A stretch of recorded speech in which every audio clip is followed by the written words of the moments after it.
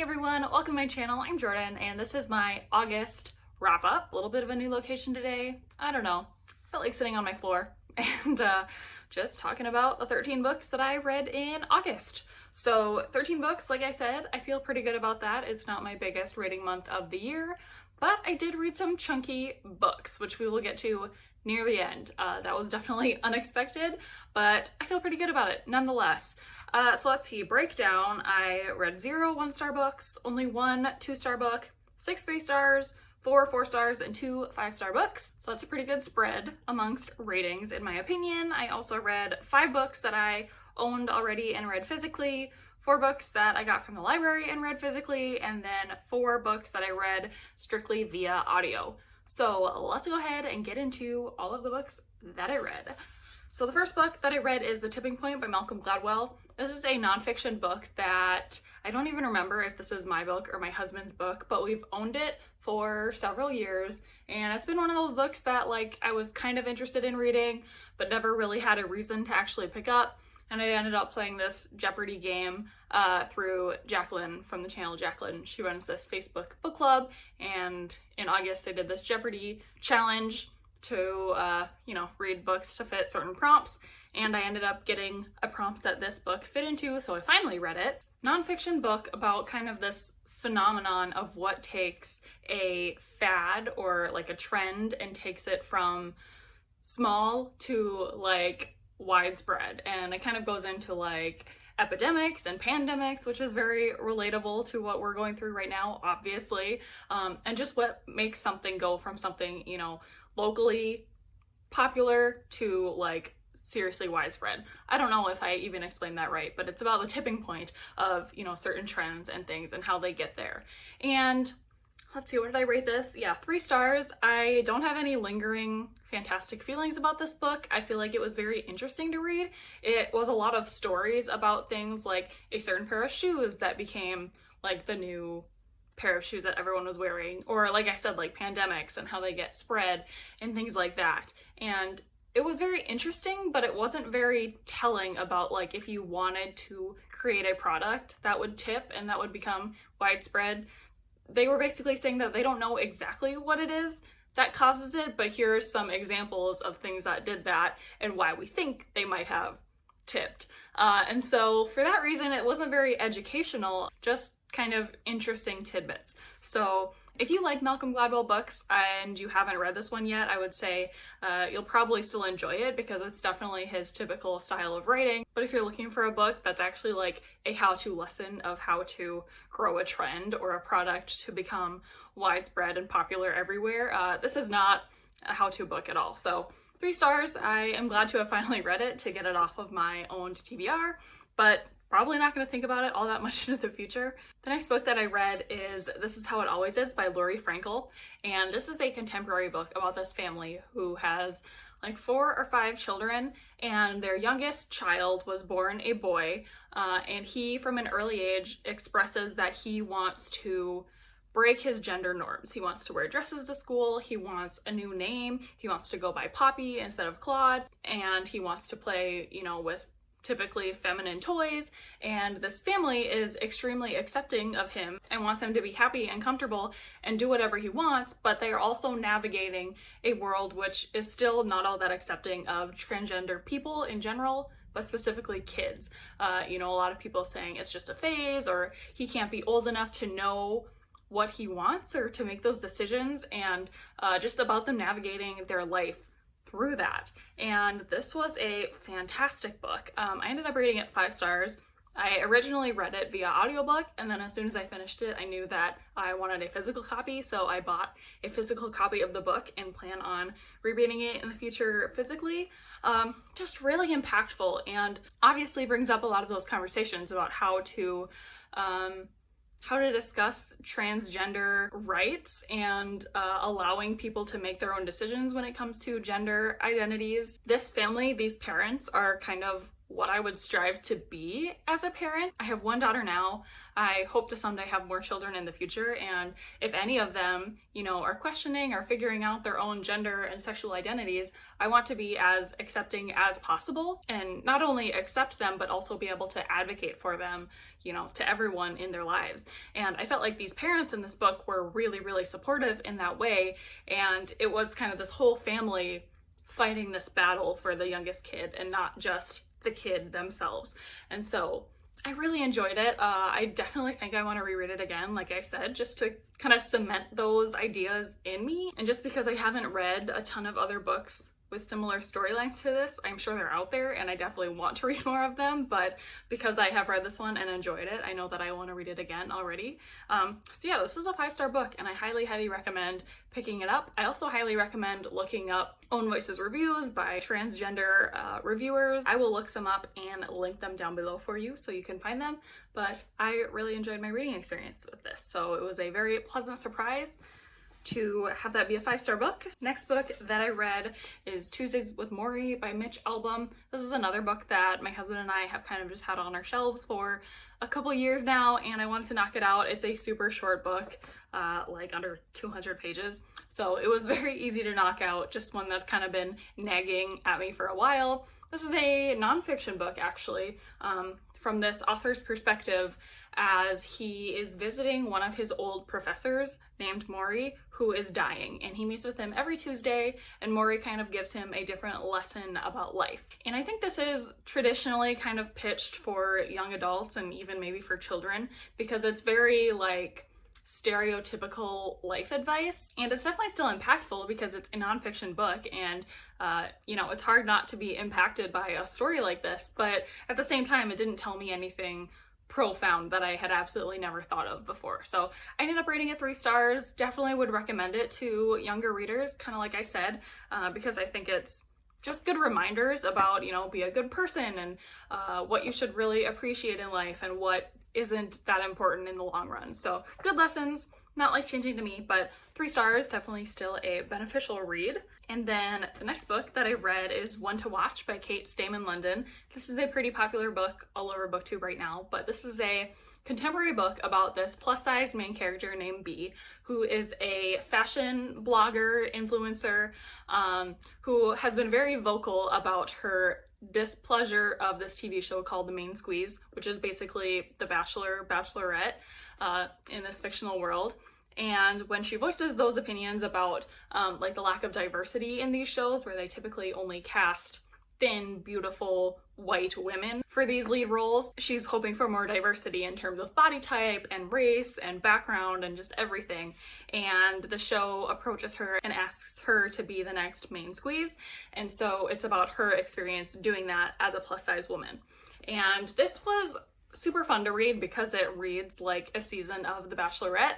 I love The Bachelorette. If you like The Bachelorette, this will totally fill that void for you if you're like me and you've been missing watching that show recently, because each chapter is like an episode of the show. But of course it has those deeper conversations too about diversity in media and showing that, people of all body types and races and backgrounds deserve love, obviously.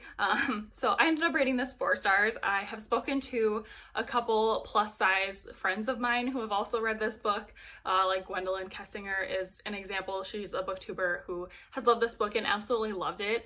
And she has kind of stated that if you are a plus size person to begin with, this book just hits you that much harder.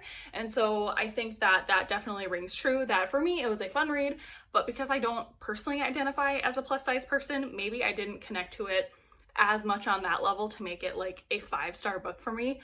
But if you are, or if this is a topic you are super passionate about, I think that this would hit you on that deeper level and you will just fall in love with this book, in love with this character. I still really enjoyed it. I rated it 4 stars, and I would love, love, love for not only this to be implemented in real life and for more diversity to be included in shows like The Bachelor, Bachelorette, but also to read more books like this in general. I think it's really awesome that a book like this is getting such traction in the book community, just because it's a new perspective that, people haven't read over and over again in contemporary books. And so I appreciate that. I'm super glad to have read this, super glad to own it. It's so pretty of a book, I think.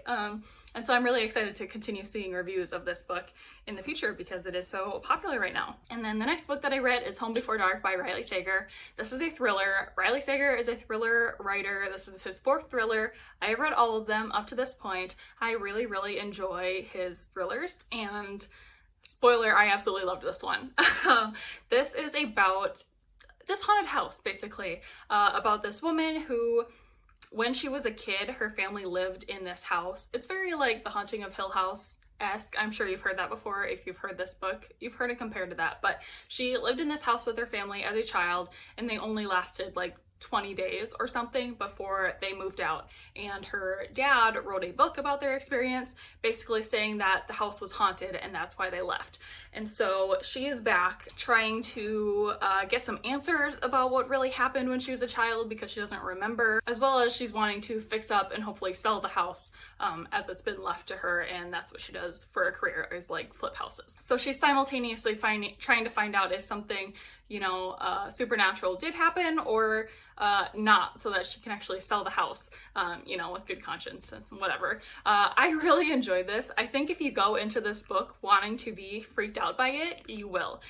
You know, if you read it in the dark, get yourself in the mindset that you don't know what's gonna happen, you don't know what's behind every door or whatever. It's super creepy in that way, and that I loved it for. I give it 5 stars. My favorite Riley Sager book up to this point was The Last Time I Lied, and this is seriously giving it a run for its money. I haven't really decided which is my new favorite Riley Sager all-time favorite book, but this one and that one, they're totally tied. And so again, this is a new release and I'm super excited to see more reviews coming out and see more people talking about it. Being a thriller, it's very, you know, it's gonna really work for some people, and for some people they might just not click with it, and I think that's okay. But it was my jam. I totally loved it, and so 5 stars. Okay, the next book that I read is I'm Still Here, Black Dignity in a World Made for Whiteness by Austin Channing Brown. This is a nonfiction book about the author's experience being a Black woman raised with basically a white boy's name. And it's not just about that, it's kind of about her entire life, kind of navigating this world that is made to benefit white people and how she has become successful despite all those disadvantages. And it was a really great read. I mean, this is also a super short book. It is also under 200 pages, and it's well worth the read. It's just another perspective of a Black person in today's white-centered world, and a little bit about what we can do for them, how we can advocate for them, again, as you know, white people who we can't understand what they're going through, but we can try to help, and we should help. We have to help. So I really enjoyed this. 5 stars. Absolutely worth a read. Please add it to your anti-racist reading list if you're like me and you have kind of a running list of books to get through to continue educating yourself on the topic, educating yourself on what you can do to help. So highly recommend this one. Really, really enjoyed it, and probably will also end up rereading this one in the future as well because it is so short and so easy to digest. The next book that I read was Be Not Far From Me by Mindy McGinnis, and this book I checked out from the library as well. Mindy McGinnis is an author that I have really, really enjoyed in the past. She has 2 books that I've read, The Female of the Species and Heroine, and both of those were 4 and 5 star reads. And what I really love about Mindy McGinnis is her ability to write hard-hitting contemporary, where you're dealing with super hard-hitting issues, actually hard-hitting YA contemporaries, which is not a genre that I typically love, but Mindy McGinnis, to me, does it right. And this book is about this main character who is camping with her friends in the woods, and she gets drunk one night, sees something that angers her, so she storms off, ends up like mutilating her foot and getting lost and stuck in the wilderness by herself. She's not able to get back to camp or find her friends, and so she has to survive and get back to safety. And this is very different from her other books that I've read, but it's the same in that it's very dark and gritty, and this one in particular has a lot of that gore body horror type stuff. So if that makes you squeamish, I would definitely caution against reading this book because she's just trying to survive in the woods and she has to do some pretty gross stuff. But as she's surviving in the woods, she's also thinking and going through all of her teenage thoughts, you know, about her life and her future and her friends and her relationship and just everything. You know, it's kind of a back and forth between her physical survival and her mental health, still trying to get back to the real world and what she's gonna do when she gets back. Overall, I enjoyed it. I gave it 3 stars, and for some reason it just didn't seem like quite enough for me to rate it higher than that. Like, it is at its core a survival story, and while that's entertaining, for me it's just, I felt like I needed a little more, and I don't think that's true for everybody. It's a short, fun well, it's not fun, but it's a short, quick survival story, and if that's what you're looking for, look no further. This is that. But if you're looking for like Mindy McGinnis's typical teenage YA contemporary, it's just different. I don't know. I obviously have some conflicting feelings about it still. I'm glad to have read it. I definitely plan on picking up more from Mindy McGinnis, more from her backlist, and anything else she puts out into the future. I still like her writing. I still think her characters are super complex and mature, but complicated. So yeah, enjoyed it, but overall 3 stars. And then I also read The Swap by Robin Harding. Also check this one out from the library. This is a thriller, sort of, about these 2 couples who become friends in this small town, and one night when they get together, they're hanging out, they're drinking, they're doing some recreational drugs, and they end up swapping for the night, swapping partners. And it's kind of about the aftermath of that. This is one of those thrillers that I don't know if it should actually be classified as a thriller.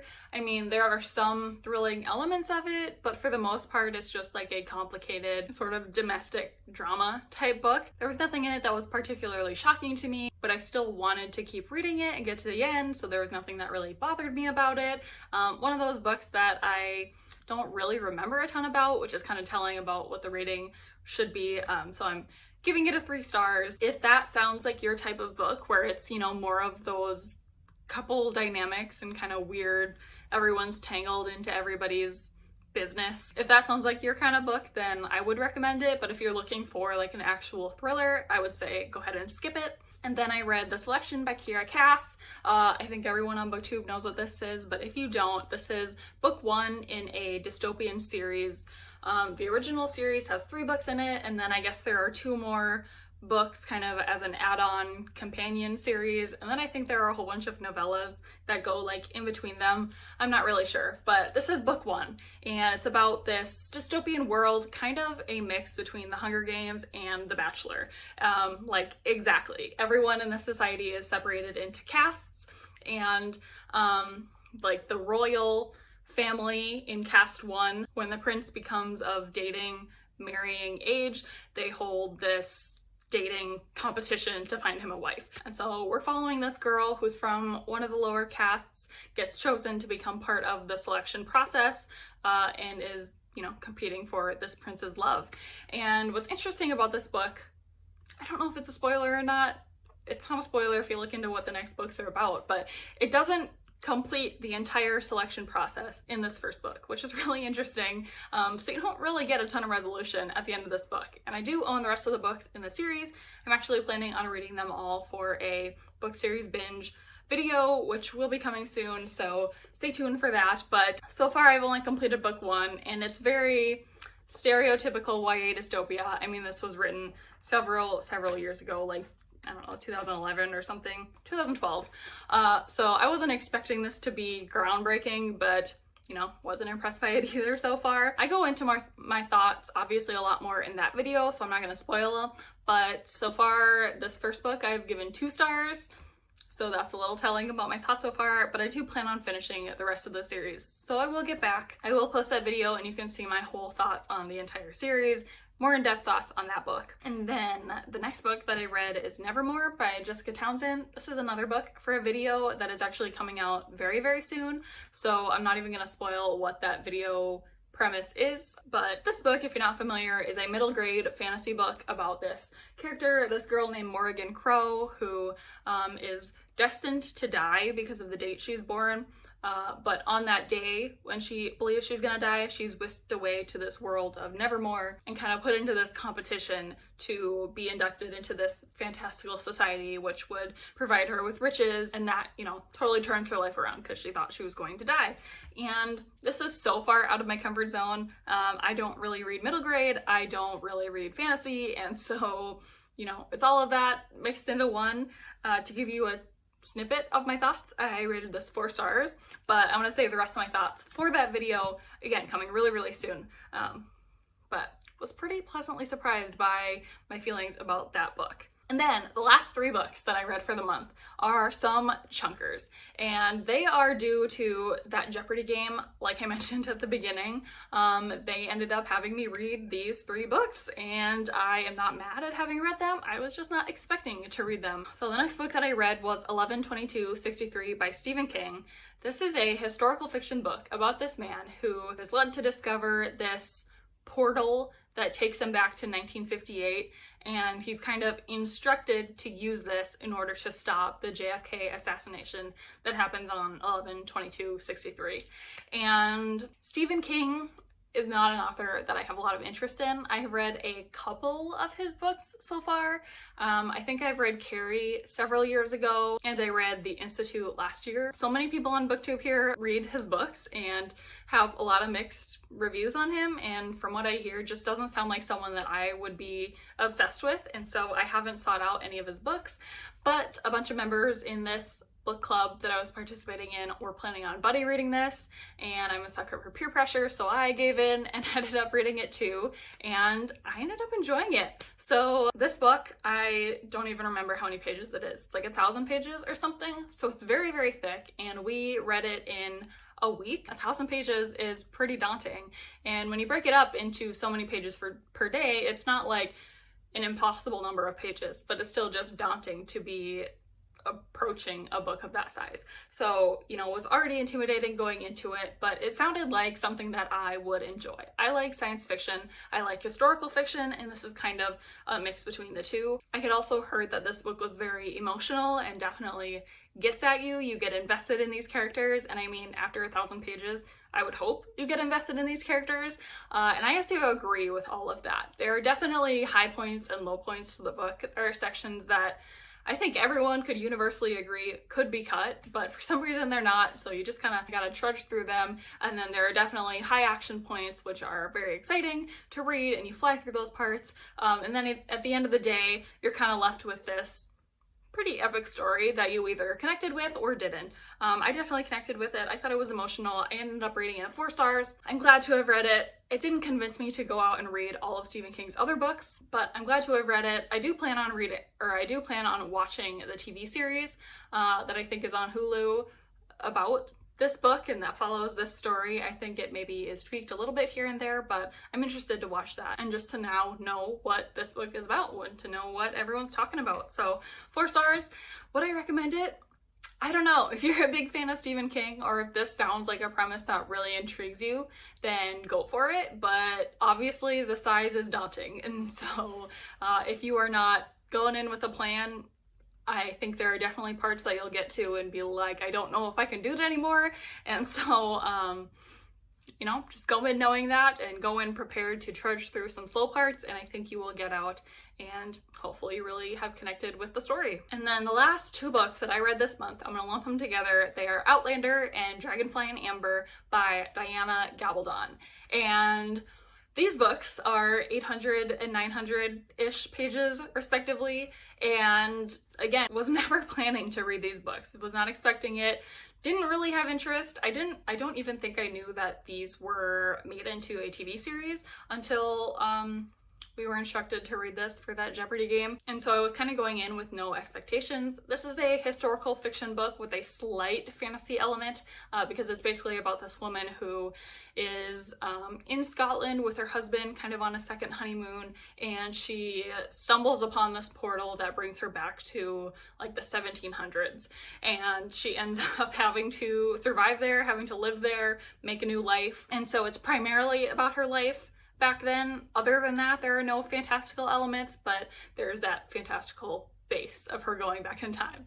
And it's primarily a romance once she gets into the past, and you know, it's just an epic story from there. And this series has like a lot of books in it, like 8 or 9 books. I'll just say right off the bat, I do not plan on continuing the series. I just don't think that books need to be this long. I don't think I'm made to read long books like this, so I'm glad to have read them, but won't be continuing. But for what I read, I did enjoy it. I think I rated both of them yeah, I rated both of them 3 stars. So for the most part, enjoyed them. Definitely had some problems with some specific parts of the books, particularly how our main character and women are portrayed. And it's pretty political, you know, think Game of Thrones politics. Not quite so many characters to keep track of, which I'm glad for, but the same kind of politics that you have to follow. And so there were definitely some relationships and some characters that were hard to keep straight, but let me just say that Jamie Fraser as a love interest, whew, yeah, I'm excited to watch the TV series for this one as well because of him. I've seen the actor for the TV series. I'm very excited about it. I think the romance in this it's fun to get invested in. I mean, is it the picture perfect portrayal of what a relationship should be? No, but is 1700s Scotland probably the ideal of romance in history? Also no. So I think you kind of have to go in knowing that you're kind of just going for like a slightly unhealthy, romanticized version of this relationship. And if you do that and don't take it too seriously, then I think it's good. It's something to get invested in, but you know, it's not my new favorite book of all time either. So glad to have read them. They were quite a feat. I ended up reading both of these books within 6 days, which is 3 days each for 800 and 900 page books. I feel like that is pretty good. You know, not the most number of pages that I've read in a day, but for 6 days in a row, probably the most pages that I've read in 6 days. So yeah, that was an interesting end to my month with 3 huge monsters of books, but I feel good about it. August was a really fun month with that competition. I'm excited to get back into normal reading for September. There's another game we're playing within that club, but it's a lot more focused on like books that are on your TBR already, and you can kind of cater it to whatever you specifically are looking to read. So I'm hoping to really knock out a bunch of books from my TBR. So excited about that. Excited for some videos coming out very soon, like I have already teased. So look out for those. Subscribe if you are not already subscribed. Other than that, I don't have anything else. So thank you so much for watching this video, and I will see you in my next one.